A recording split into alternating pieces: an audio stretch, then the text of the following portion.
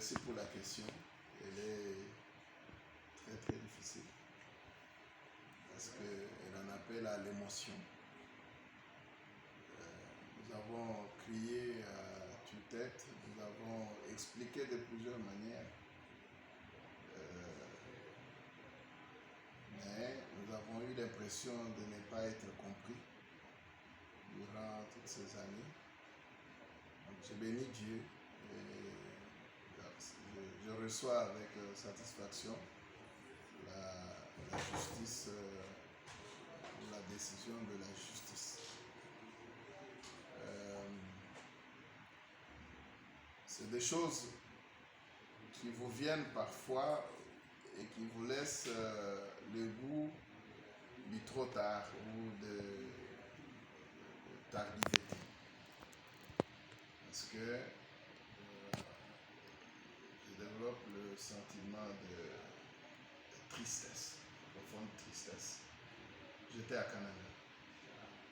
J'ai vu l'état des bureaux de l'ECC 31e CPC, les joyaux d'antan. J'ai vu l'état de la communauté. J'ai regardé attentivement, sans dire un mot, l'état des lieux et des personnes. Ça vient tard. Mais mieux vaut tard que jamais. J'apprécie que le Conseil d'État ait finalement, en premier et dernier ressort, tranché. Bon, le programme existe.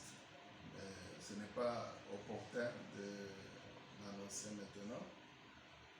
Tout ce que je peux dire pour le moment, c'est demander à tous les fidèles, quelle que soit leur ancienne obédience, de l'ECC 31e CPC, à tous les pasteurs, quelle que soit leur affinité ou leur ancienne obédience, à tous les cadres. Par cadre, j'entends ceux qui travaillent dans le secteur de l'éducation. Nous avons un vaste pan des écoles dans cette province, dans le Sankourou, dans l'Omani.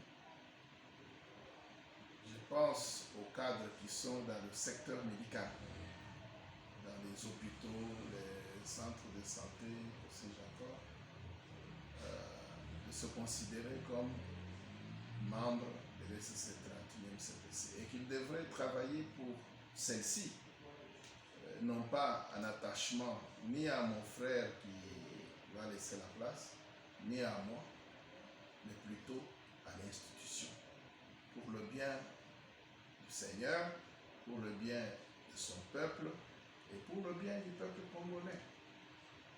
Et qu'en transcendant ces petites affinités, ces connexions, nous pouvons être utiles à la société et à notre Seigneur.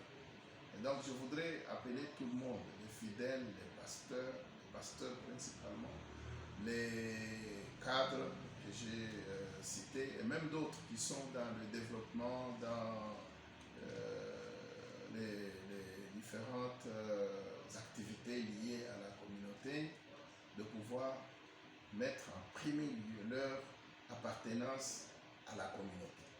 Et qu'ensemble, nous puissions redresser cette communauté qui gît par terre. Vous venez de le dire, vous avez... Comme j'ai dit tout à l'heure, les priorités existent.